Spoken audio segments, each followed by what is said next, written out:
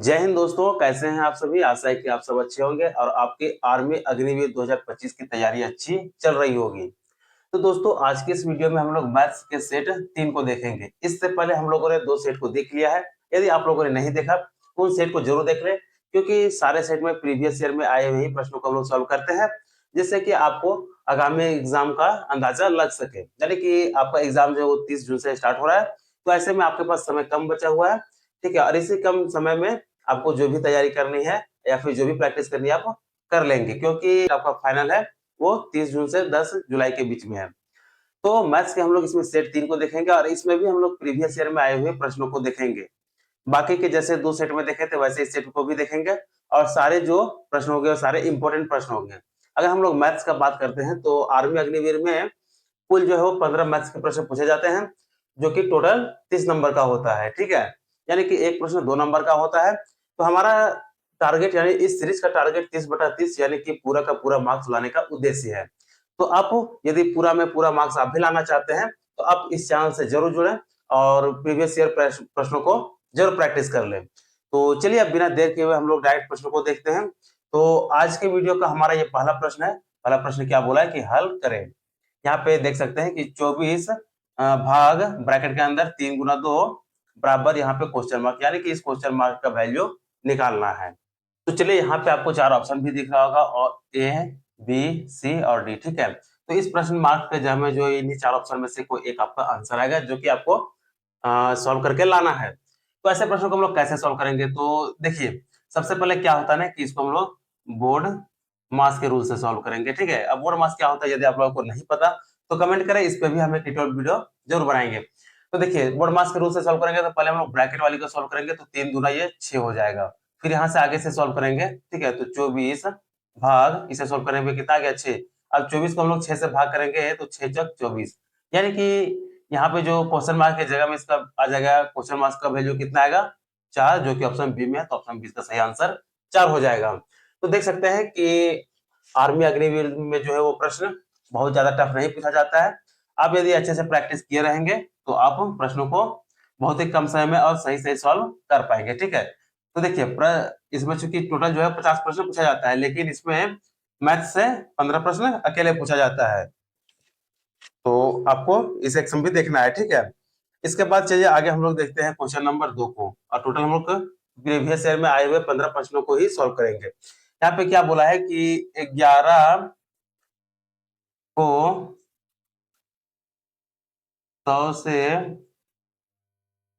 भाग देने पर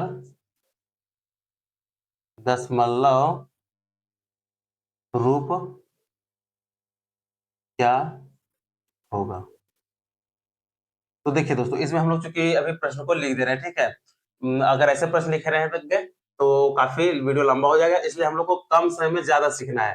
तो अगर नेक्स्ट टाइम से हम लोग इसमें प्रश्न को नहीं लिखेंगे, बस जो जो मेन प्रश्न में जो मेन पूछेगा उसे हम लोग लिखेंगे और ऑप्शन दे देंगे, ठीक है। जैसे कि यहाँ पे इसका ऑप्शन में अगर हम लोग देखें तो 0.11, ठीक है। ऑप्शन बी में है 0.01, ऑप्शन सी है 1.00 और ऑप्शन डी है 0.11, ठीक है। तो अब इसमें आपको आंसर देना है कि इन 4 ऑप्शन में से कौन सा इसका सही आंसर होगा। तो पहले प्रश्न को पढ़ेंगे कि 11 को 100 से भाग देने पर दशमलव रूप क्या होगा। तो जो प्रश्न बोला उसे हम लोग देखते हैं कि ये 11, ठीक है। 11 को बोला कि 100 से भाग देंगे तब इसका दशमलव रूप क्या होगा। तो 11/100 हो जाएगा। अब आपको पता होगा कि यदि हम लोग 11 को 100 से भाग देंगे तो नीचे चूंकि 2 दशमलव है तो 2 अंक के बाद दशमलव आ जाएगा, ठीक है। यानी कि 11 2 अंक के बाद 1 2 दशमलव यहाँ पे आ जाएगा, यानी कि 0.11 हो जाएगा, जो कि ऑप्शन ए में है और ऑप्शन ए इसका सही आंसर हो जाएगा। तो देख सकते हैं कि प्रश्न कैसे कैसे एग्जाम में पूछा जाता है, जो कि बहुत ही टफ प्रश्न नहीं है, काफी इजी प्रश्न पूछा जाता है। तो आप यदि प्रश्न को प्रैक्टिस किए रहेंगे तो जरूर सॉल्व कर पाएंगे। इसके बाद चलिए फिर हम लोग देखते हैं तीसरे प्रश्न को। तो इसमें क्या बोला है कि उस लड़के के अंक क्या होंगे जो 400 में से 70% अंक प्राप्त करती है। यानी कि कुल जो टोटल मार्क्स है वो 400 नंबर का है, ठीक है। लेकिन लड़की प्राप्त कितना करती है 70%। तब बोला है कि प्राप्त अंक क्या है, ये प्रश्न पूछा है। इतना ही लिख देते हैं ताकि ये हम लोग का समय बच सके। ठीक है, यहाँ पे ऑप्शन में अगर हम लोग देखें तो पहला ऑप्शन में है 300, ऑप्शन बी में है 100, ऑप्शन बी है 180 है 120 और डी है 280। तो ये आपको निकालना है। ठीक है, यानी कि कोई एक लड़की है जो कि कुल 400 अंक के एग्जाम में बैठती है और वो 70% अंक को प्राप्त करती है, तब बोला है कि अंक में वह कितना प्राप्त करती है। इसे हम लोग कैसे निकालेंगे? तो यह भी काफी इजी प्रश्न है, इसमें भी कुछ नहीं करना है। जो हमारा टोटल मार्क्स है 400, ठीक है, यहाँ पे देख लेते हैं कि ये 400 है, 400 का वो 70% प्राप्त किया, तो हम लोग 400 का 70% ही निकालेंगे। तो 400 गुना 70 बटा में 100, ठीक है, ये इसका फॉर्मूला है। अब यहाँ पे एक जीरो से ये 2 जीरो और यहाँ से ये 2 जीरो कट जाएगा। अब वो कितना बचा? 4 सते 28 और एक ये जीरो, यानी कि 280। ठीक है, तो 400 का 70% कितना हो जाएगा? 280, जो कि ऑप्शन यहाँ पे देख रहे हैं डी में, और डी इसका सही आंसर हो जाएगा। तो ये जो सारा प्रश्न है वो क्या बोले 2024 में पूछा गया प्रश्न है। ठीक है, तो ऐसा भी नहीं कि हम लोग रैंडम प्रश्न कहीं से भी कर रहे हैं, सारा ये जो है एग्जाम में आया हुआ ही प्रश्न है जिसे हम लोग सॉल्व कर रहे हैं। तो चलिए अब हम लोग यहाँ पे चौथे प्रश्न को देखते हैं। इसमें क्या बोला है कि 0.64 का भिन्नात्मक रूप क्या है, यानी 0.64 का भिन्नात्मक रूप पूछा है। ठीक है, इसका भिन्नात्मक रूप क्या होगा? अब इसके लिए अगर हम लोग ऑप्शन देखें तो इसका भी ऑप्शन है 4/26, ऑप्शन बी देखें तो 16/25, सी में है 1/4 और डी में है 8/25। तो कौन सा इसका सही आंसर होगा आपको देना है। अब देखिए दोस्तों, आपको इस बात का जरूर ध्यान रखना है कि पहले प्रश्न आपको खुद से सॉल्व करना है, उसके बाद आगे वीडियो देखना है, ताकि आपको ये अंदाजा लग पाए कि आप कितने प्रश्नों को खुद से सॉल्व कर सकते थे।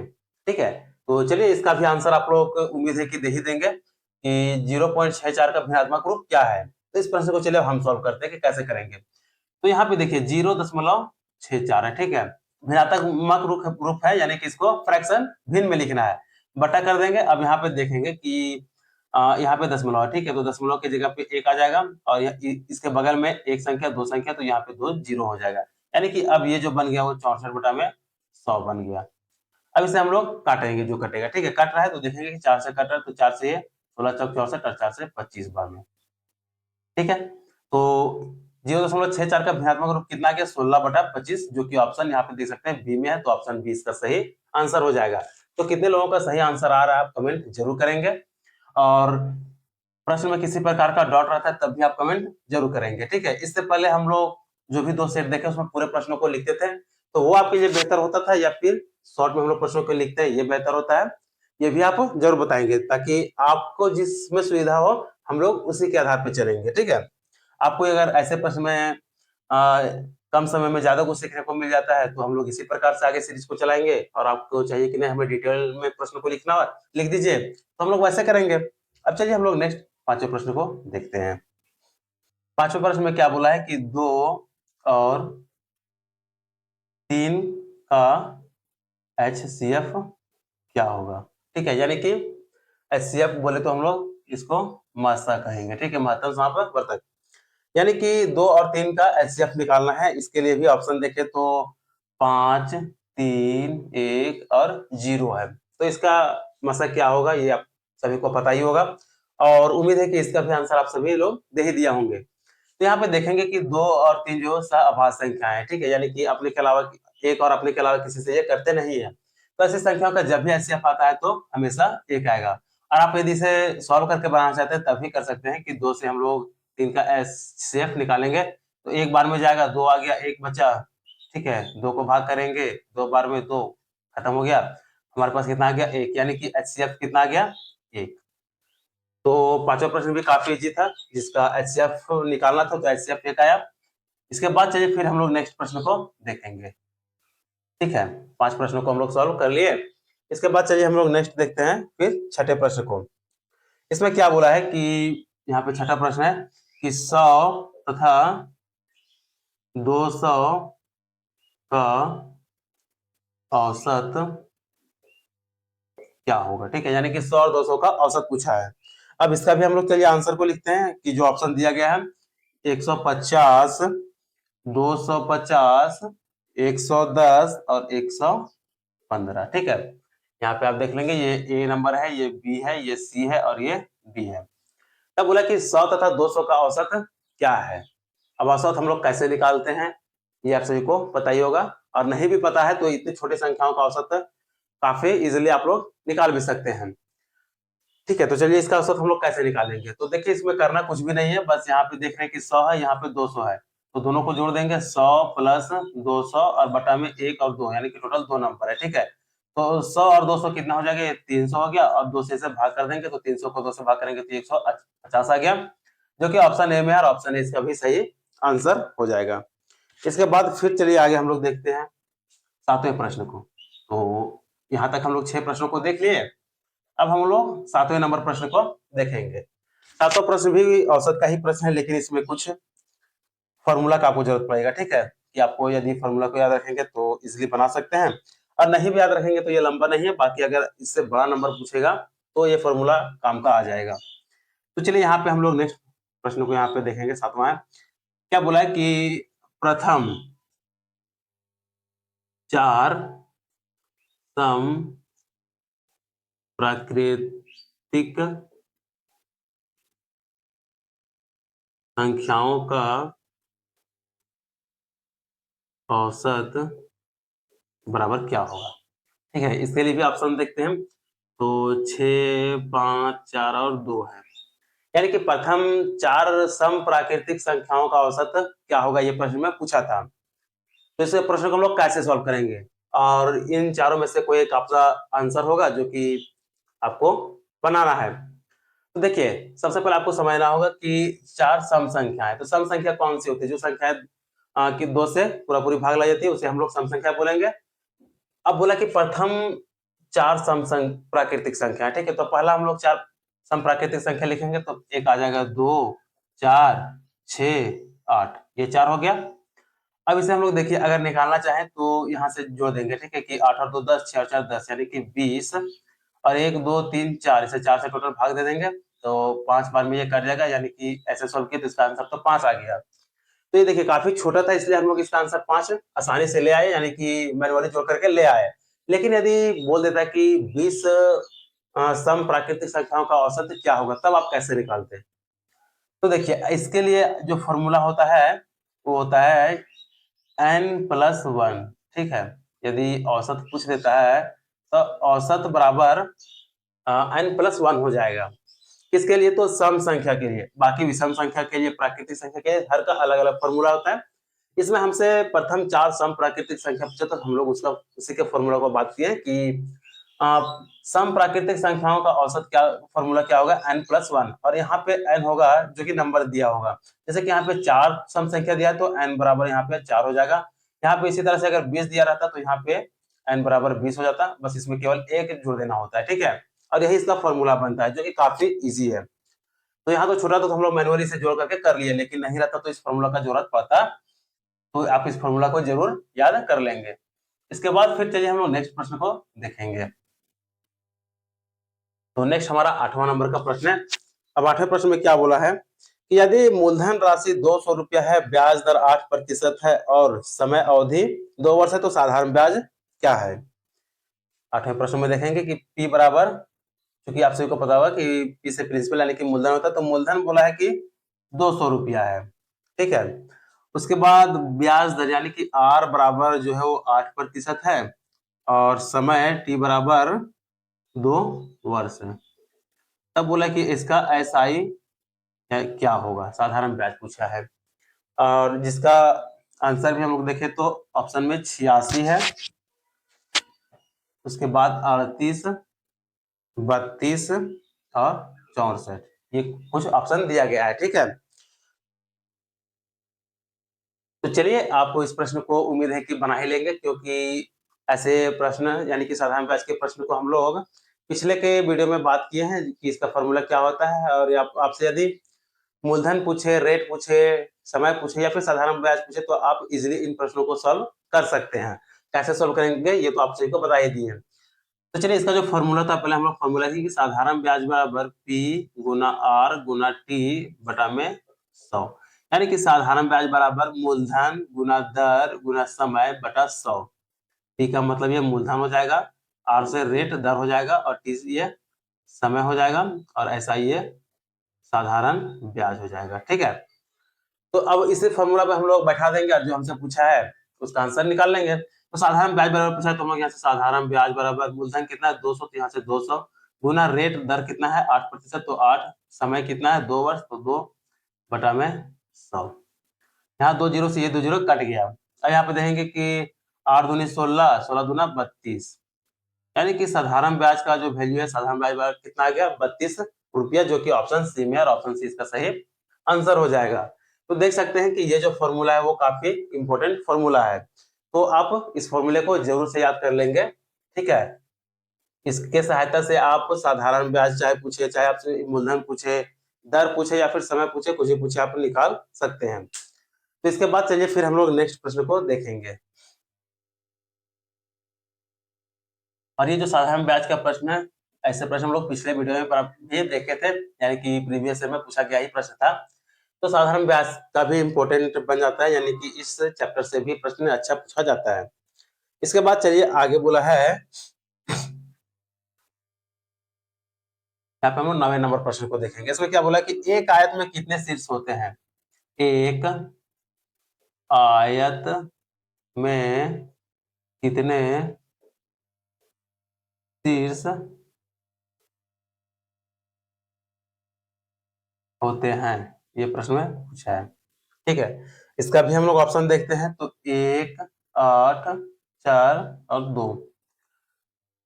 तो प्रश्न को पढ़ेंगे कि एक आयत में कितने शीर्ष होते हैं, जिसका आंसर आपको देना है। ठीक है, तो आपको इसके आंसर देने के लिए आपको समझना होगा कि शीर्ष होता क्या है। तो सबसे पहले यहाँ पे देखिए एक हम आयत का चित्र बना दिए।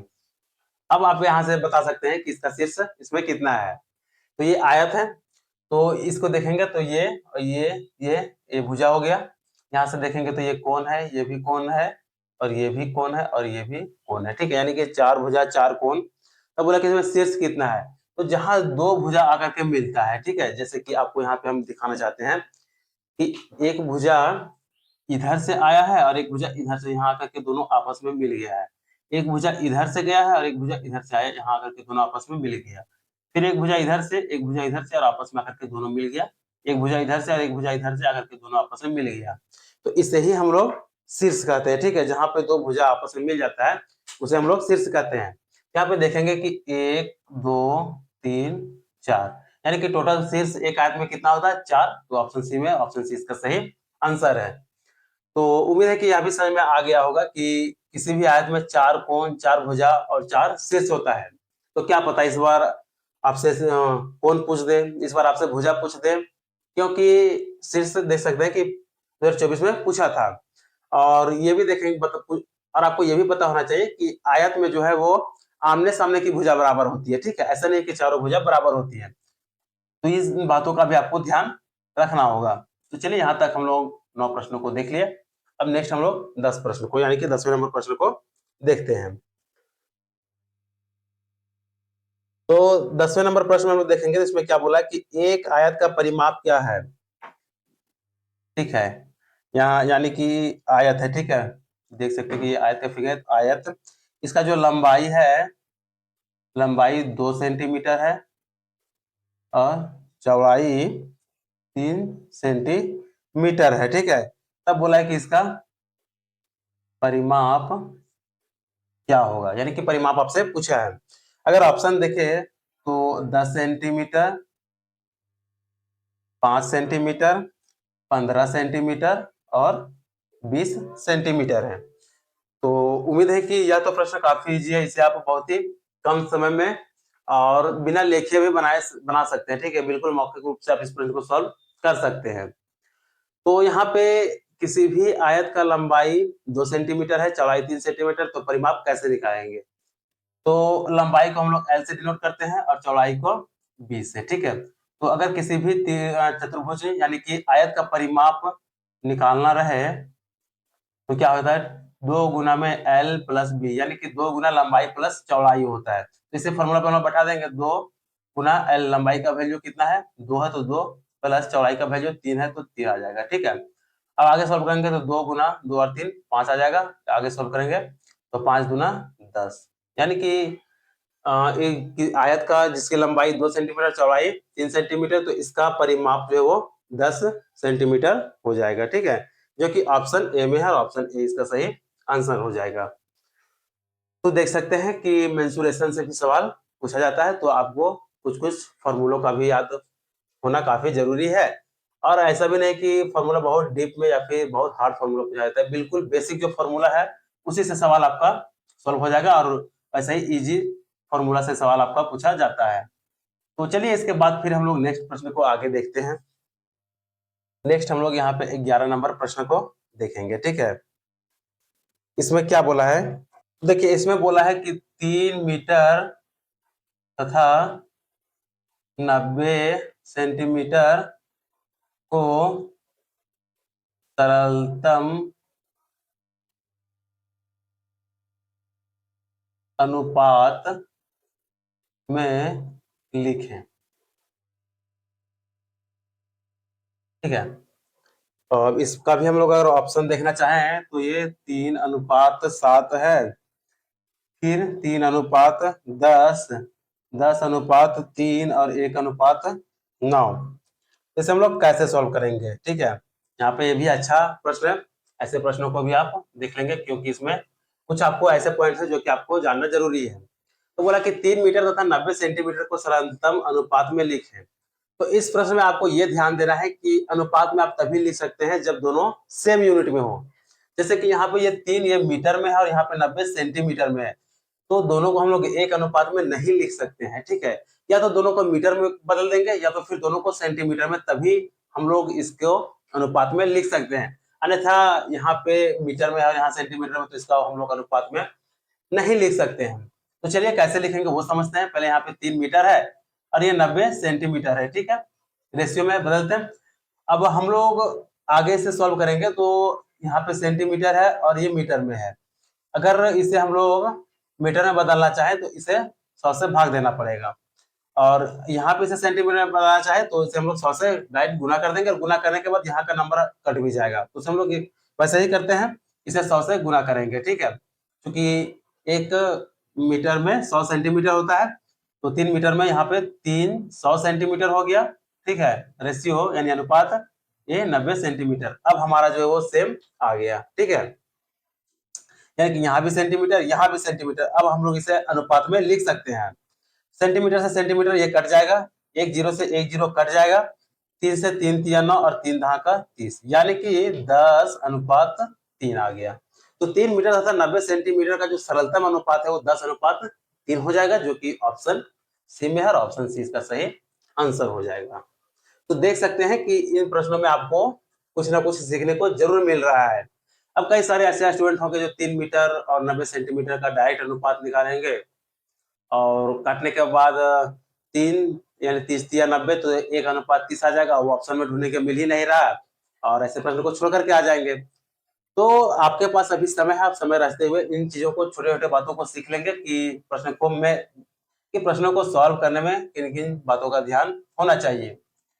तो चलिए इसके बाद फिर हम लोग नेक्स्ट प्रश्न को देखेंगे। तो यहाँ तक हम लोग 11 प्रश्न को देख लिए। अब इन प्रश्नों में भी आपको यदि किसी प्रकार का कोई डाउट है तो आप कमेंट जरूर करेंगे। आगे चलिए क्या बोला है, 12 नंबर का प्रश्न है।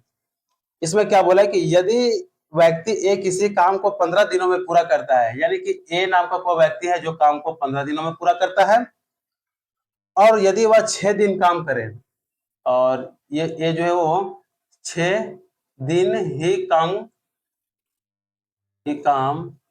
करे।